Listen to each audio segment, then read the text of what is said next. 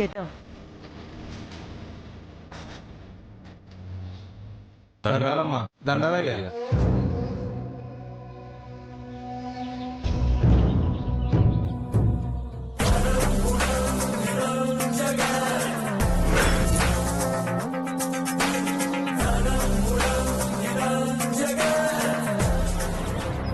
ఎవరయ్యా మీరంతా?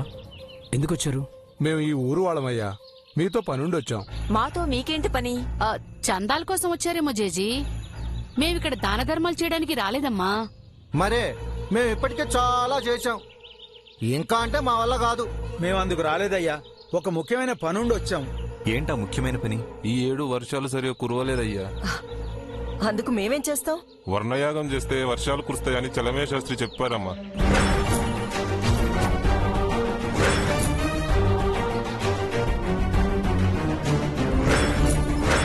అయితే చేయండి, దానికి మా పర్మిషన్ ఎందుకు? ఈ ఊరి జమీందారులు, ఆలయ ధర్మకర్తలు మీరు. యాగం మీ సమక్షంలో మీ చేతుల మీదుగా జరిపిస్తే ఊరికి మంచిదని శాస్త్రి గారు చెప్పారు. మీకోసం సిటీ రావాలనుకునే లోపే ఆ దేవుడే పంపించినట్టు మీరే వచ్చారయ్యా. యాగం జరిపించి వెళ్ళండి అయ్యా.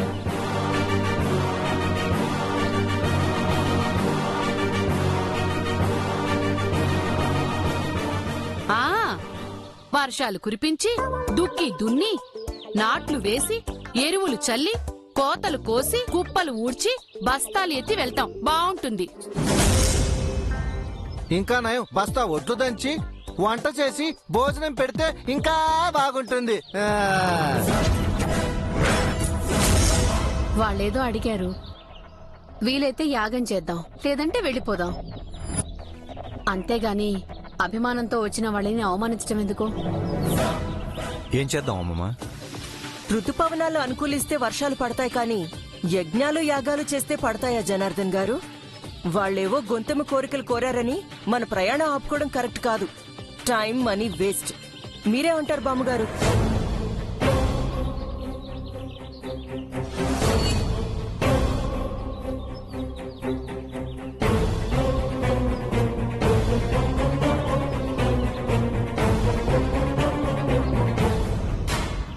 ఇది ఊరు ప్రాబ్లం అంటే. యాగం చేస్తే వర్షాలు పడతాయని వాళ్ళ నమ్మకం. మనం లేకుండా వాళ్ళు యాగం చేయొచ్చు, బట్ మన సమక్షంలో మన చేతులపై యాగం జరిపించాలనుకోవడం అది మనపై వాళ్ళకున్న ప్రేమ. ఏం జీజీ?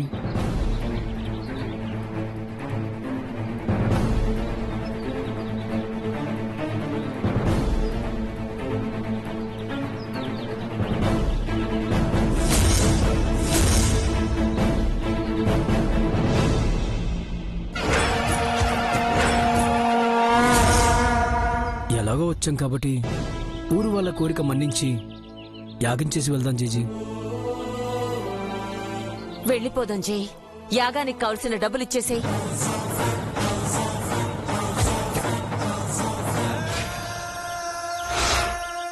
వాళ్ళకు కావాల్సింది డబ్బులు కాదు బామ్మగారు, వర్షాలు.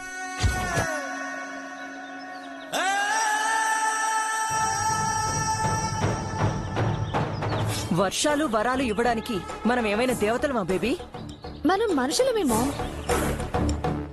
సాటి మనుషుల్ని ఆదుకోవడం మన బాధ్యత కదా. హ, మనం వర్షాలు పడమంటే పడతాయా? ప్రయత్నిస్తే తప్పులేదు కదా ఆంటీ. నీకు ఈ యాగాలు పూజలపై నమ్మకం లేదు కదా జై? అది నా పర్సనల్ ఒపీనియన్ ఆంటీ. నా ఒక్కడి నమ్మకం కోసం మనల్ని నమ్మిన ఇంతమంది నమ్మకాన్ని కాదనలేను.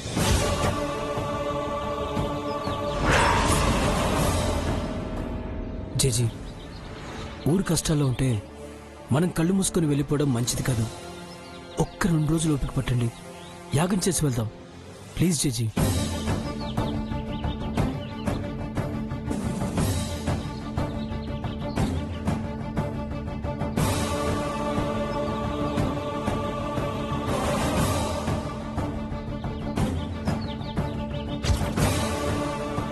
తరతరాలుగా ఊరు జనం మనల్నే నమ్ముకున్నారు జేజీ.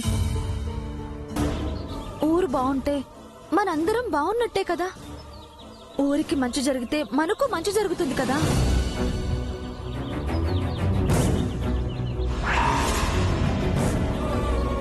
పెద్దవారు మీరే పెద్ద మనసుతో కాస్త ఆలోచించండి. అవునమ్మా, ఆలోచించండి అమ్మా. ఆలోచించండి అమ్మా.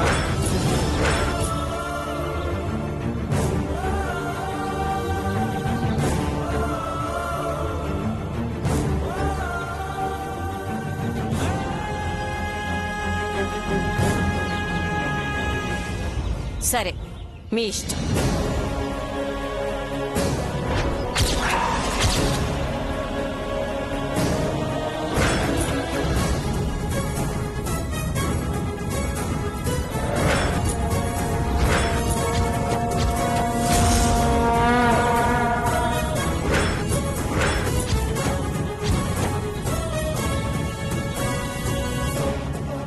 వస్తామమ్మా.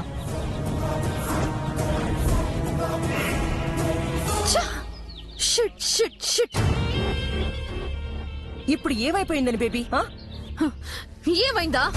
ఆ మంగ మళ్ళీ గెలిచింది. ఆ మట్టి బుర్ర ముందు మనం మళ్ళీ ఓడిపోయాం. అది చెప్పింది నిజమేమో.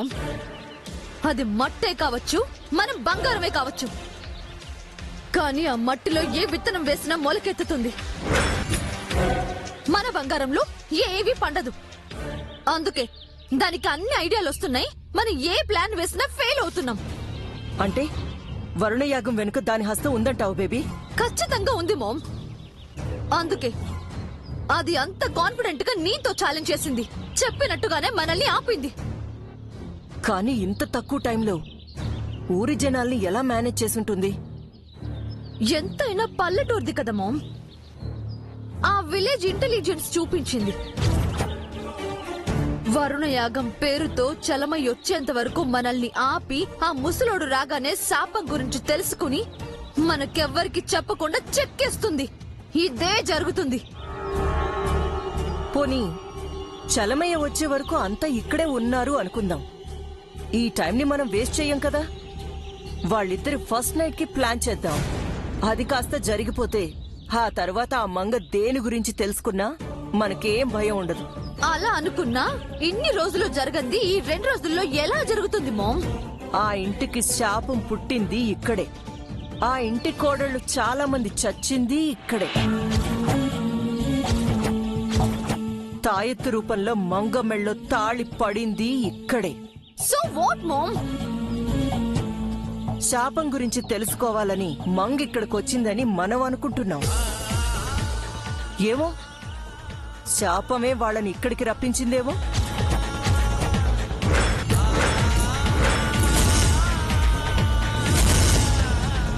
ఎవరికి ఎక్కడ చావు రాసిపెట్టుంటే ఎక్కడున్నా చివరికి అక్కడికే వస్తారంట.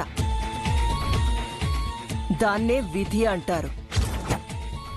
మంగని ఇంతదాకా లాక్కొచ్చింది కూడా ఆ విధేనేమో. ఎవరికి తెలుసు?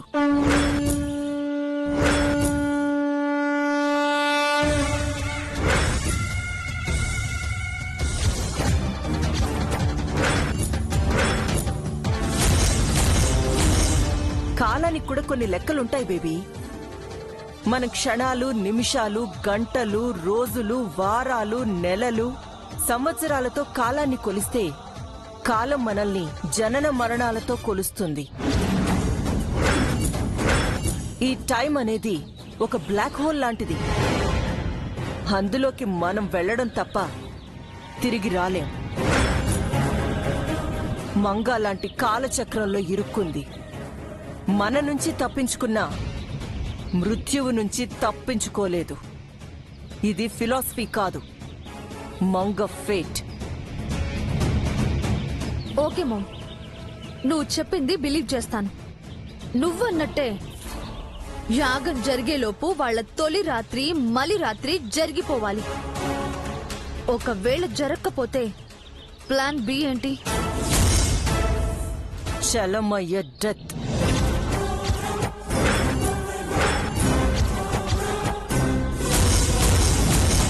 మంగా జైలు కలవకపోతే చలమయ్యని మట్టిలో కలిపేద్దాం.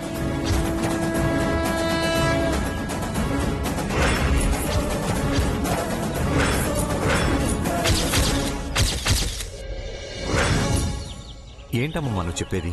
ఆ చలమయ్య శాస్త్రి వెళ్ళింది పక్కూరుకో పొరుగురుకో కాదురా, కాశీకి వెళ్లారు. ఎందుకు? తన పితృదేవతలకు ప్రతి ఏటా చేసే తర్పణానికి.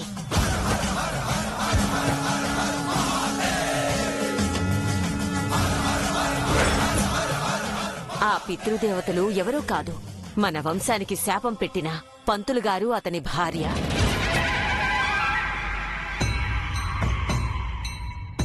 నేను అనుభవిస్తున్న సతీ వియోగాన్ని నువ్వు అనుభవిస్తావు. మీ తరతరాలకు ఈ శోకం వంశాగతమవుగాక. ఇదే నా శాపం.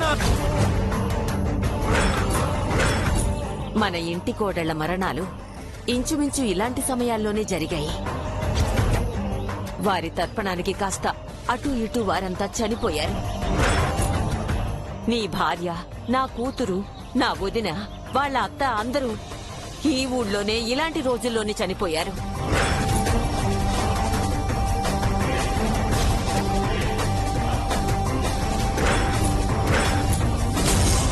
అందుకే జై నిత్యలను ఈ సమయంలో ఈ ఊరు రావద్దన్నాను. అందుకే వెంటనే వాళ్ళని ఇక్కడి నుంచి తీసుకువెళ్లిపోవాలనుకున్నాను. అందుకే నేను చస్తానని బెదిరించి నిత్యను కాపాడుకోవాలనుకున్నాను. కాని దేవుడు మరొకటి తలుస్తున్నాడు. ఈ ఇంటి కోడలని బలి తీసుకోవడం కోసమే దేవుడు వాళ్ళని ఇక్కడికి రప్పించాడు. ఆ శాపమే వాళ్ళని ఇక్కడికి రప్పించినట్టుంది.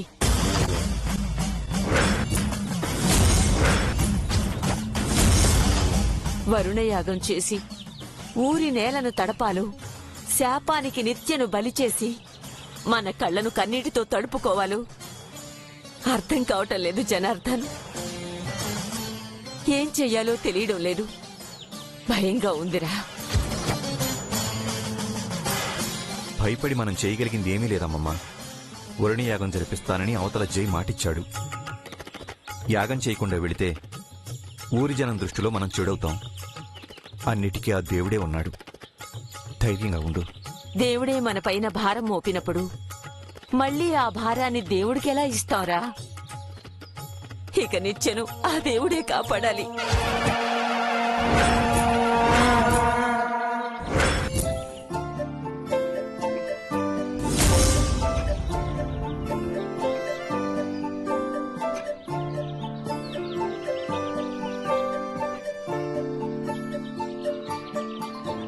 ఏమిటి సార్ చాలా సీరియస్ గా థింక్ చేస్తున్నారు? వరుణ యాగం చేస్తే వర్షాలు పడతాయా లేదానే? ఊరుకోవాచారి, వాళ్ళు కురవపోతే బోర్లేసి నీళ్లు రప్పిస్తాం. It's not problem. మరి ఇంకేం ప్రాబ్లం సార్?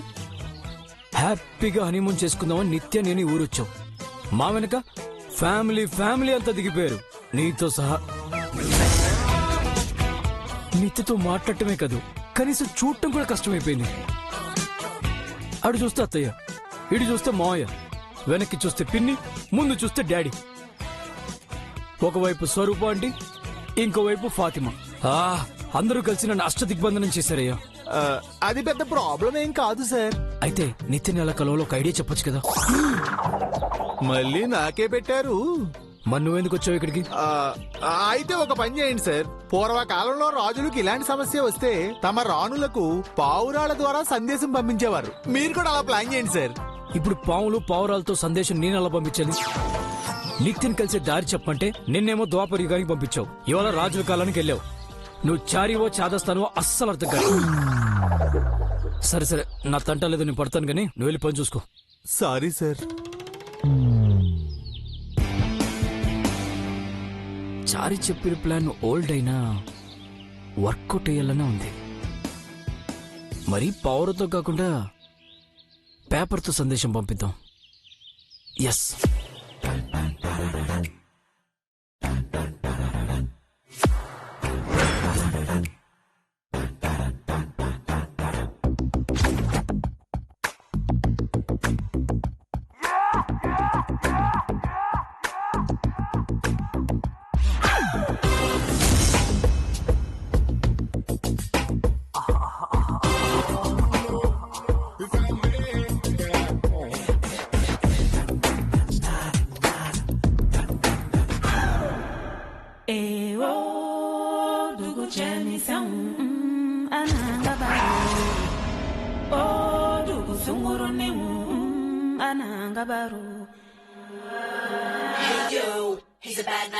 ఇంతకు ముందే ఇల్లంతా ఊడ్చని చెత్త ఎక్కడి నుంచి వచ్చిందబ్బా? ఇదేదో లెటర్లో ఉందే, ఎవరు రాసుంటారు ఇది?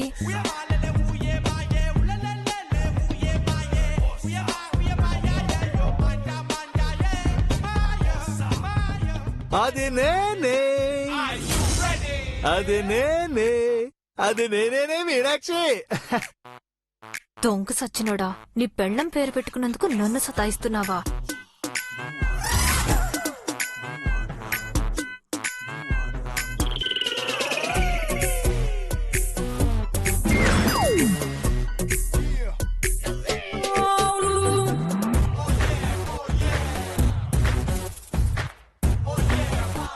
కాగితం విసిరేసి నవ్వుతూ వెళ్ళిపోయిందేమిటి?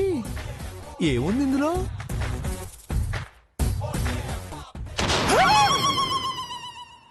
సాయంత్రం 7:30కి ఇంటి వెనకున్న పెంకుటిల్లుకి వచ్చేయాలా? దీనికి ఇదేం పోయే కాలం? నా పెళ్ళాం పేరు పెట్టుకుందని చెప్పేసి దీని వెనక నేను పడిపోతాననుకుంటుందా? ఇంటి వెనకున్న పెంకుటింటి దగ్గరికి రావాలా? రా, నువ్వు రా, అక్కడ నీకు గట్టిగా బుద్ధి చెప్తాను కదా. చచ్చా, ఈ పాతకాలపు పెంకుటిల్లుతో ఇదే సమస్య. ఎప్పుడు ఏదో ఒకటి మీద పడుతూనే ఉంటుంది.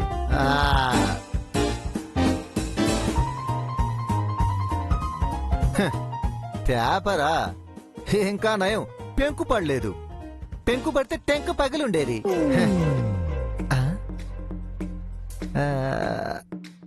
ఏదో రాసున్నట్టుంది. సాయంత్రం 7:30కి ఇంటి వెనకాలన్న పెంకుటిల్లు దగ్గరికి రండి. ఇది నాపై విసిరిందెవరు?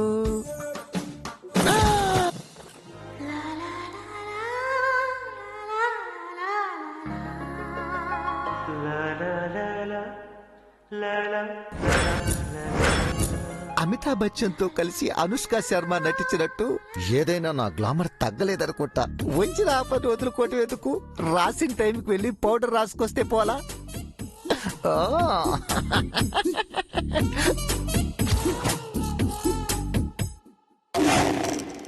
వీడికి పౌడర్ ప్రసాద్ కాదు, పొట్టి ప్రసాద్ అని పెట్టాల్సింది. ఆవిడ హైట్ ఏంటి, ఈయన హైట్ ఏంటి?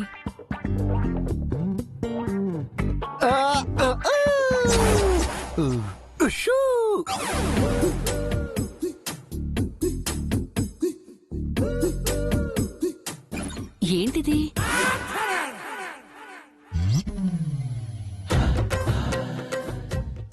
సాయంత్రం 7:30కి ఇంటి వెనకాలన్న పెంకుటిల్లు దగ్గరికి రా.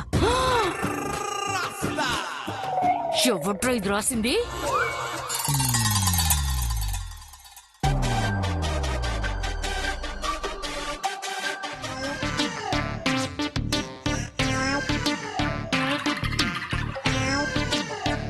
సాయంత్రం 7:30కి ఇంటి వెనక పెంకుటింటి దగ్గరికి రా.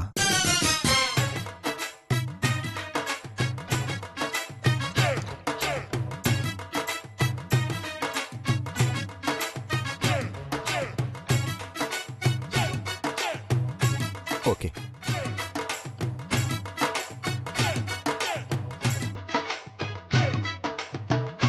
సాయంత్రం 7:30కి ఇంటి వెనుకున్న పెంకుటిల్లు దగ్గరికి రా.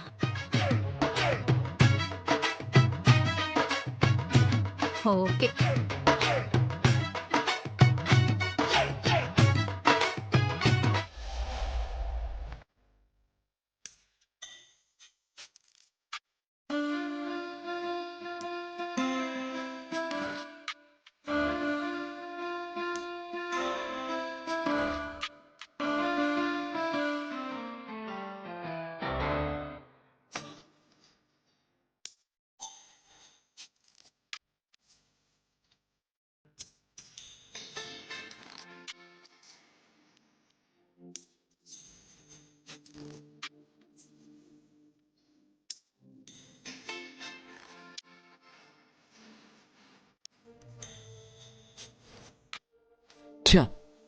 టైం అవుతున్నా ఇంకా రాలేదేంటి నిత్య? అస్సలు పంచువాలిటీ లేదు.